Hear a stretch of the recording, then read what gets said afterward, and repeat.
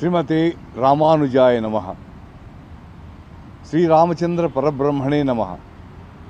सियावर रामचंद्र की जय। जय श्री राम। श्री राम राम रामेति रमे रामे मनोरमे सहस्रनाम तत्तुल्यं रामनाम वरानने। रामाय रामभद्राय रामचंद्राय वेधसे रघुनाथाय नाथाय सीतायाः पतये नमः। आपदामपहर्तारं दातारं सर्वसंपदां लोकाभिरामं श्रीरामं भूयो भूयो नमाम्यहं। మన భారతదేశము భగవంతుని అవతారాలకు ఇది ఒక అనువైన ప్రదేశం. దుష్ట శిక్షణ, శిష్ట రక్షణ, ధర్మ సంస్థాపనకై వచ్చిన దశావతారాల్లో రామావతారానికి చాలా ప్రత్యేకతలు ఉన్నాయి. అయితే ఇక్కడ మనం తెలుసుకోవాల్సింది ఏంటంటే, రాముడు తన యుగంలో త్రేతాయుగంలో ఉన్నా కూడా ఈనాటికి కలియుగంలో కూడా ఆ రాముని పేరు ఎంతో గొప్పగా రామనామం మనల్ని తరింపజేస్తుంది. ఆయన తన కాలంలో తరింపజేసిన ఈనాటికి ఆయన నామం తరింపజేస్తుందంటే ఆయన గొప్పతనం మనకు తెలుస్తుంది అన్నమాట. ధర్మో రక్షతి రక్షిత అని ఏదైతే అనుకుంటున్నామో మనం, ఆ ధర్మం రూపు దాలిస్తే రాముడిగానే ఉందిట. ఆయన బాల్యం నుంచి కూడా ఆయనలో గొప్పతనాలు మనకు కనిపిస్తాయి. తల్లిదండ్రుల మాట వినడం, అట్లాగే ప్రాణజాయ్ పర్ వచన నజాయ్ అన్నారు. ప్రాణం పోయినా సరే మాట కోసం నిలబడడం, అంతేకాకుండా తనను ఆశ్రయించిన వాళ్ళని కాపాడడం, ఒకే మాట ఒకే బాట ఒకే బాణం ఒకే పత్ని అనే దానికి నిలబడడం. ఇదే కాకుండా విశేషమైన శ్లోకంలో అపిస్వర్ణమయీ లంక నమే రోచయితి లక్ష్మణ జననీ జన్మభూమిశ్చ స్వర్గాదపి గరియసి. ఏదైతే మనం ఎక్కువ వింటూ ఉంటామో జననీ జన్మభూమిశ్చ అని, అది రాముడికి సంబంధించిందని చెప్తారు. లంక వైభవం ఎంత గొప్పదంటే, లక్ష్మణుడు ఉండాలనుకుంటే అక్కడ కొద్ది రోజులైనా దానికి రామచంద్రుడు అది బంగారు లంక అయినా నేను ఉండను, నాకు జనని జన్మభూమి ఈ రెండూ కూడా స్వర్గము కంటే గొప్పవని చెప్తాడు. అదే ఈనాటి మన ప్రియతమ ప్రధాని శ్రీ నరేంద్ర మోడీ గారిని ప్రభావితం చేసిందని చెప్పవచ్చు. ఎంతో కాలంగా జరుగుతున్నటువంటి వివాదం ఏదైతే ఉందో అది వీరి కాలంలో సమసిపోవడం, సుప్రీంకోర్టు దీనికి అనుకూలంగా తీర్పు ఇవ్వడం, అట్లాగే అందరూ దీనికి సహకరించడం, ఈ కారణంగా ఇక్కడ పండుగ వాతావరణం నెలకొంది.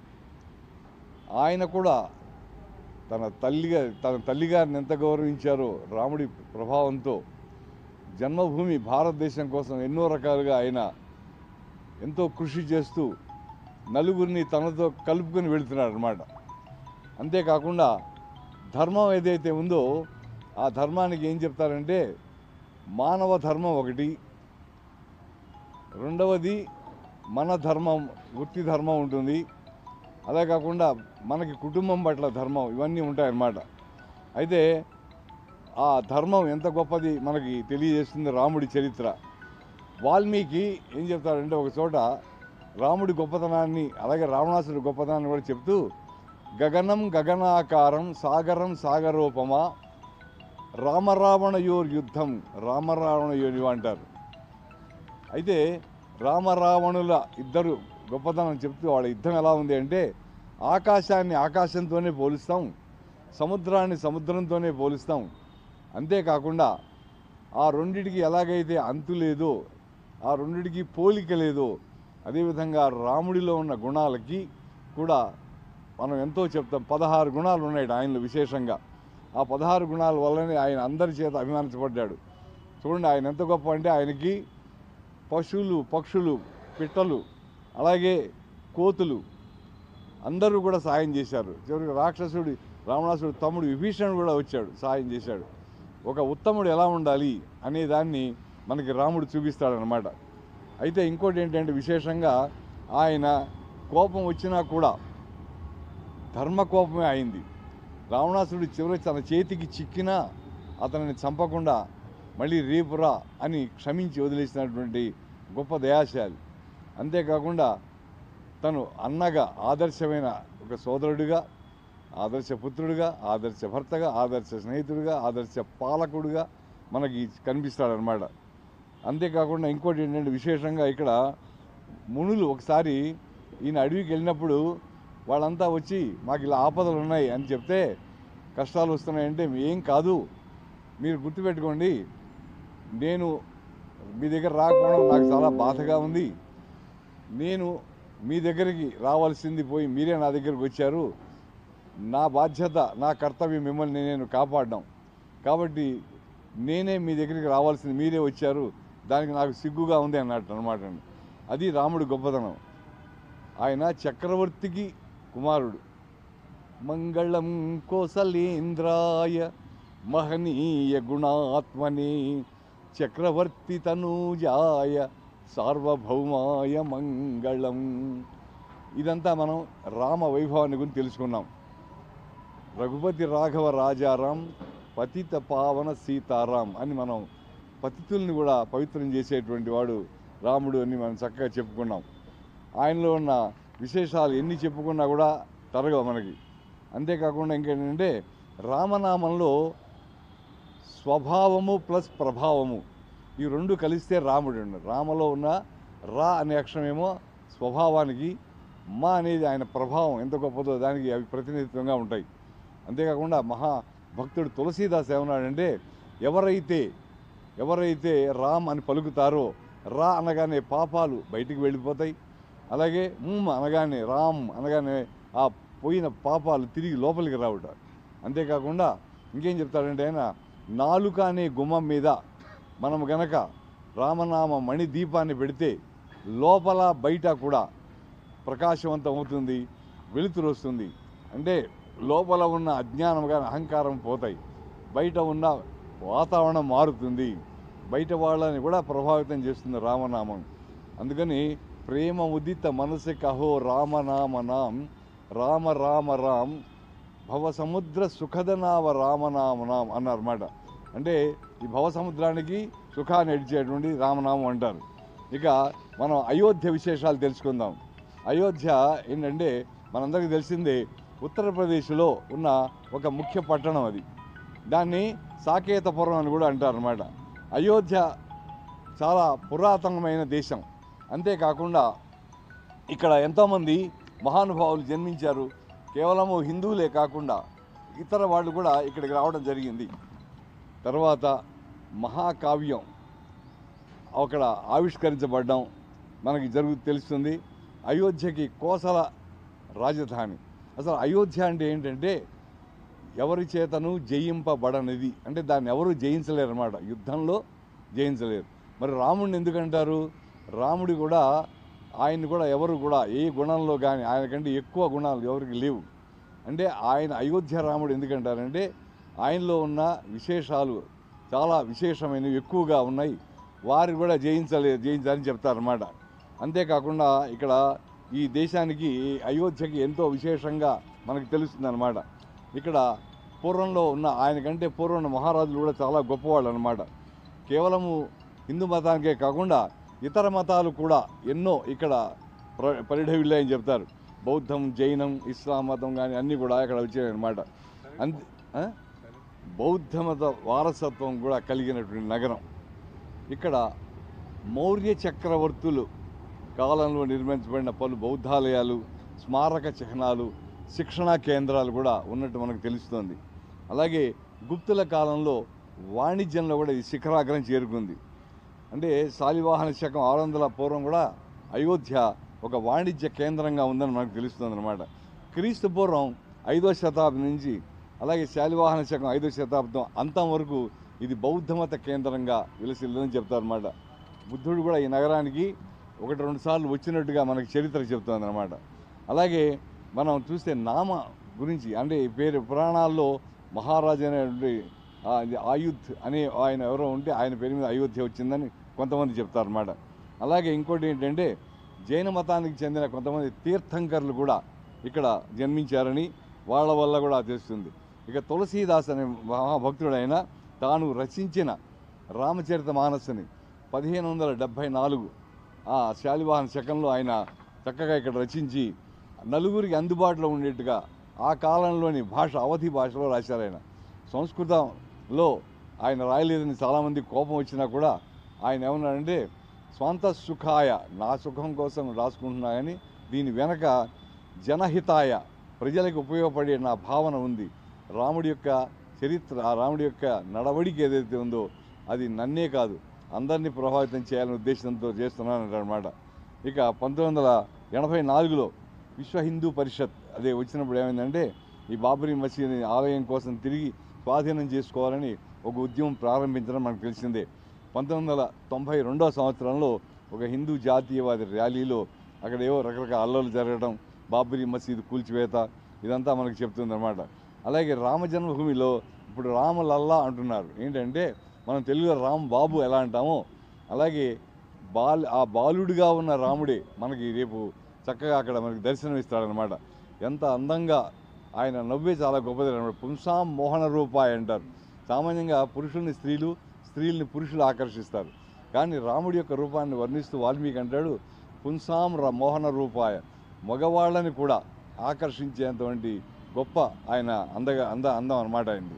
అంతేకాకుండా అక్కడ ఇంకేం చెప్తారంటే పురావస్తు సర్వే ఆఫ్ ఇండియా వాళ్ళు కూడా ఆ బాబ్రీ మసీద్ దగ్గర చూస్తే ఎన్నో అక్కడ కొన్ని శిథిలాల మీద మసీద్ నిర్మించిందా అన్నట్టుగా అనుమానం వచ్చింది.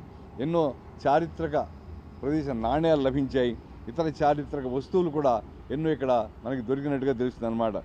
అలాగే ఈ అయోధ్య వివాదం రావడం 1992లో చాలామంది భక్తులు దేశం నలుమూలల నుంచి వచ్చి అక్కడ రాష్ట్రీయ స్వయం సేవక్ సంఘ్ లాంటి కొన్ని హిందూ సంస్థల నేతృత్వంలో అక్కడ ఏది జరిగిందో అది కూల్చివేయడం జరిగింది.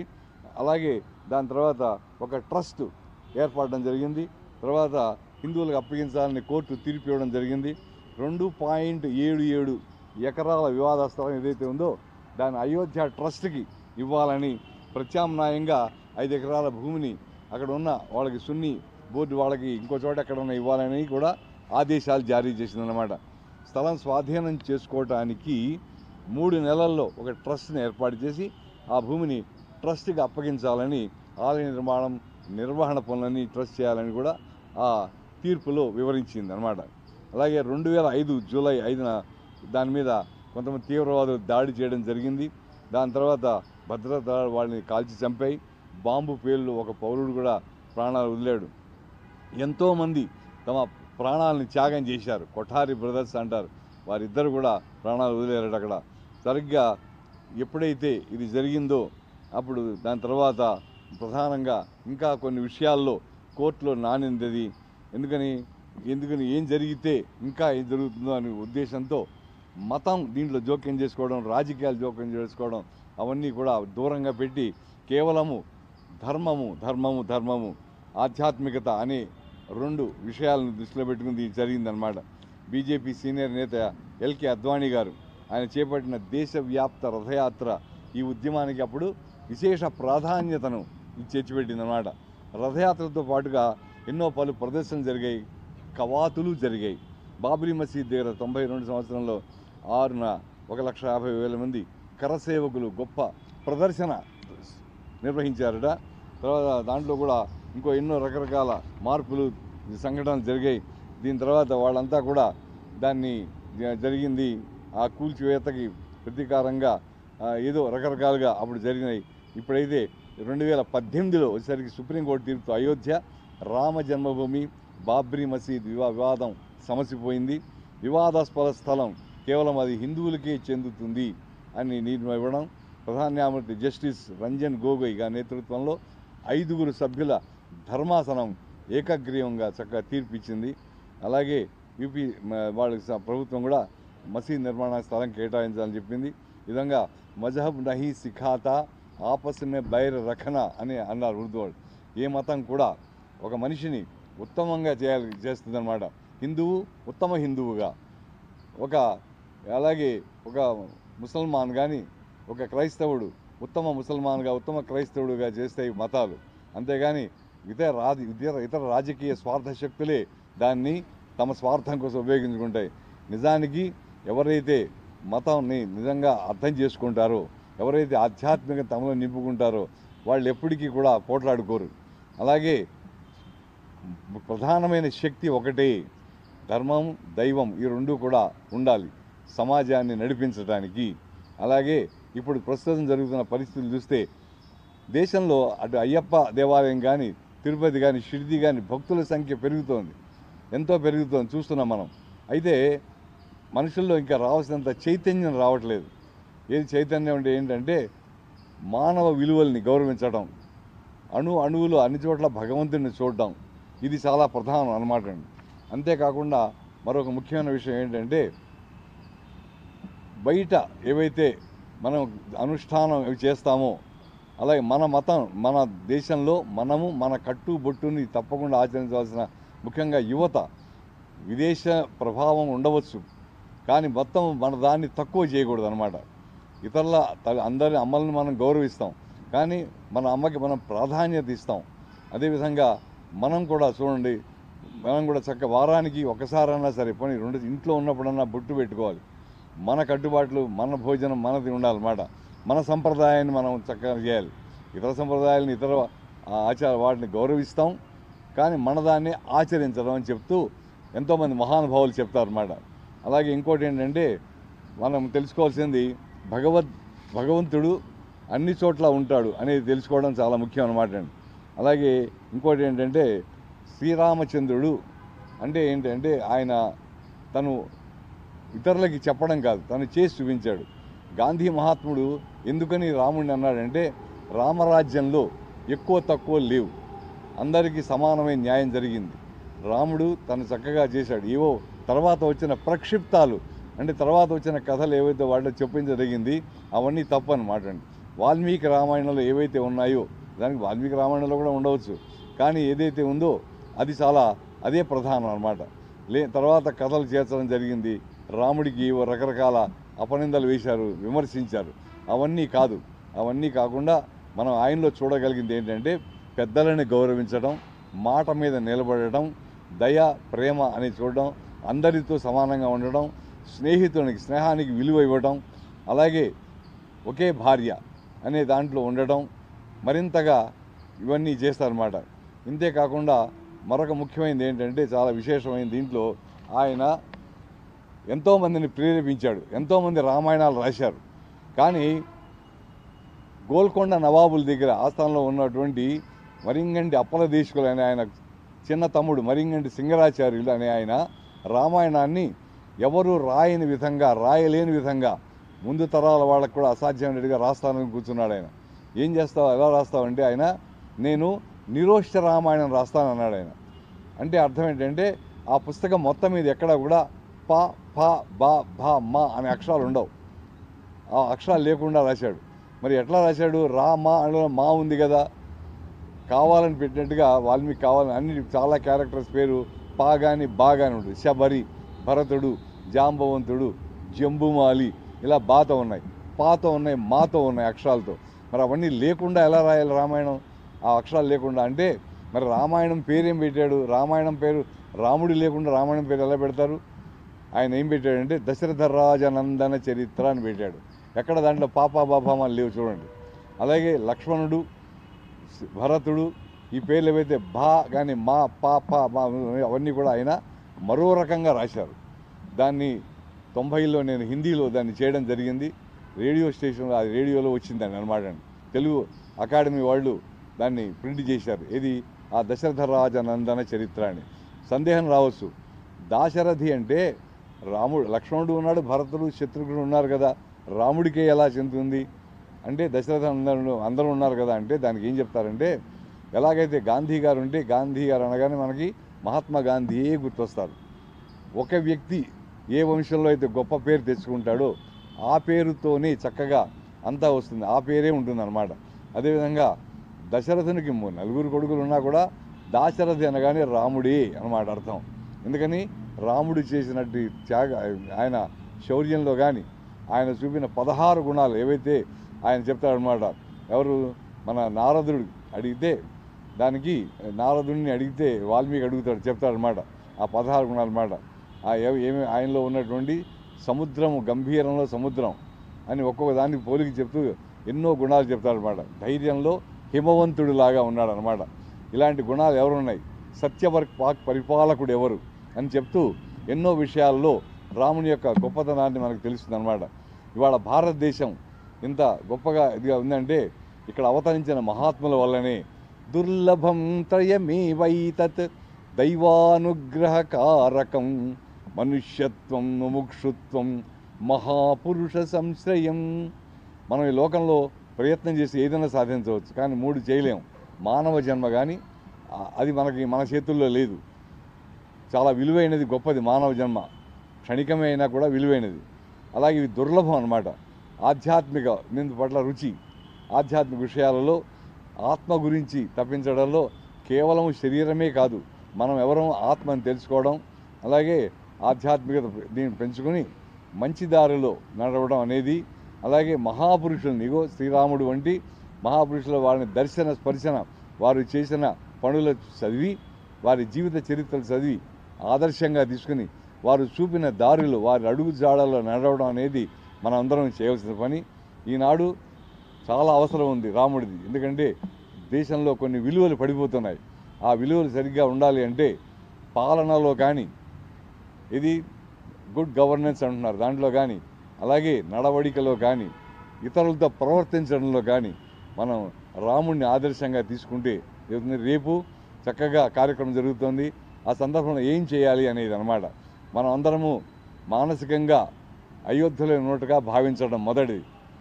రెండవది, ఇక్కడ మన దగ్గరగా ఉన్న రామాలయాలు వెళ్ళి అక్కడ కార్యక్రమాలు జరుగుతున్న వాటిల్లో పాల్గొనడం. అలాగే మన ఇంట్లో కూడా దీపారాధన, ఆ టైంకి ముహూర్తం ఏదైతే చెప్పారో ఆ ముహూర్తానికి చక్కగా దీపాలు వెలిగించి రాముడికి సంబంధించినవి ఏదైతే ఉన్నాయో, రామ అష్టోత్తరం కానీ, అలాగే రాముడి సుందరకాండ పారాయణం కానీ, మరి ఏదన్నా సరే రామాయణంలో ముఖ్యమైన ఘట్టాలను చదవడం కానీ, రామ పట్టాభిషేకం కానీ, అలాగే రాముడి గురించి రాసిన ఇతర మహానుభావులు ఎన్నో రాశారు, వాటిని చక్కగా చదవడం, అలాగే అందరూ కలిసి తెలియని వాళ్ళకి రాముడి గురించి చెప్పడం. అంతేకాకుండా దేశానికి ఈనాడు రాముని బాటలో నడవాల్సిన అవసరం ఏమిటి అనే దాని గురించి చర్చించుకోవడం. పెద్దలు ముందు పిల్లలకి చక్కగా తెలియజేయాల్సిన అవసరం ఎంతైనా ఉంది. రామాయ రామభద్రాయ రామచంద్రాయ వేదసే రఘునాథాయ నాథాయ సీతాయ పతే నమః అన్నమాట. రాముడికి చూడండి ఎన్ని పేర్లు. అందరూ కాదు, దశరథుడు, కౌసల్య, సీత, పుర ప్రజలు, అలాగే భక్తులు అందరూ కూడా అయోధ్యావాసులు ఎలా పిలిచారు రాముడిని అని పిలిచారు అన్నమాట. ఇలా ఈ రకరకాల సంబోధనలతో పిలిపించుకున్న రాముడు చాలా గొప్ప. ఇంకా విశేషంగా చివరిగా మనం తెలుసుకోవాల్సింది ఏంటంటే, ఆయన తన కాలంలో సమకాలీనులు మాత్రమే ఆయన తరింపజేశాడు. రాముడు అందరినీ అక్కడ తరింపజేశాడు అప్పుడు. కానీ రామనామం ఏదైతే ఉందో ఈనాటికి కూడా మనందరినీ తరింపజేస్తుంది అన్నమాట. ప్రేమ ముదిత మనసే కహో రామ రామ రామ్, రామ రామ రామ్ అని ఆ రామ పేరు ఏదైతే ఉందో ఉచ్చరిస్తే చాలుట. విష్ణు సహస్రనామం మొత్తం చదివితే చాలా పుణ్య విశేషమే. కానీ చివరిలో ఉత్తర పీఠికలో పార్వతీదేవి పరమశివుని అడుగుతుంది అన్నమాట. కేనోపాయేన లఘున విష్ణోర్నామ సహస్రకం పఠ్యతే పండితై నిత్యం శ్రోతుమిచ్చామ్యహం ప్రభో. విష్ణు సహస్రనామంలో 1000 నామాలు ఉన్నాయి, ఇవన్నీ 108 ఉన్నాయి. ఇవన్నీ ఎలా చదవాలి? వచ్చేది కలికాలం, పండితులకి పామర్లకి ఎవరికి సమయాలు ఉండవు. ఏం చేయాలి అంటే ఏం అక్కర్లేదు, శ్రీరామ రామ రామ అని 3 సార్లు అనుకుంటే చాలు. ఆ 3 సార్లు అనుకుంటే అది దేనికి సమానం? విష్ణు సహస్రనామం మొత్తానికి సమానం అంటారు అన్నమాట. మనం కూడా ఉదయం లేచినప్పుడు, అలాగే స్నానం చేసేటప్పుడు, భోజనం చేసేటప్పుడు, మన వృత్తుల్లో, ఉద్యోగాల్లో, వ్యాపారాల్లో ఉన్నప్పుడు రామనామాన్ని తలుచుకోవడం, పడుకునేటప్పుడు కూడా రామనామం తలుచుకోవాలన్నమాట. ఎలా అది వెయ్యి సమ అంటే రామ అంటే రామ దాంట్లో తలుచుకుంటే ఏమవుతుందంటే ఎలా అవుతుంది అది పాప బాబా మా అనే దాంట్లో తర్వాత పాప బాబా మాలో మా ఐదవది అనమాట.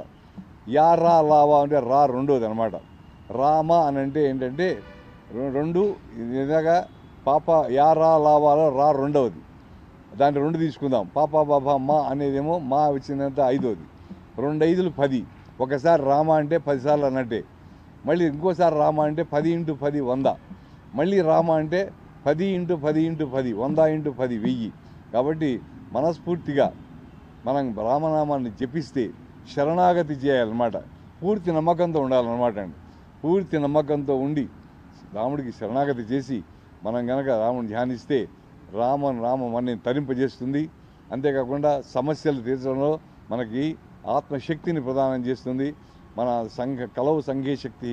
ఈ కలికాలంలో సంఘమే, ఈ సొసైటీ బలం. ఈ సమాజాన్ని నడిపించాలి అంటే యుగం మారినా కూడా ఆనాటి విలువలు ఇప్పటికీ ఉన్నాయి. వాటిని మనం ఆలోచిస్తూ పాలకులు ఎలా ఉండాలి, ప్రజలు ఎలా ఉండాలి, భర్త ఎలా ఉండాలి, అన్నదమ్ములు ఎలా ఉండాలి, తండ్రి ఎలా ఉండాలి, మిత్రుడు ఎలా ఉండాలో ఇవన్నీ చెప్పిన రాముడికి మనం ఒక్కసారి జై పలుకుదాం.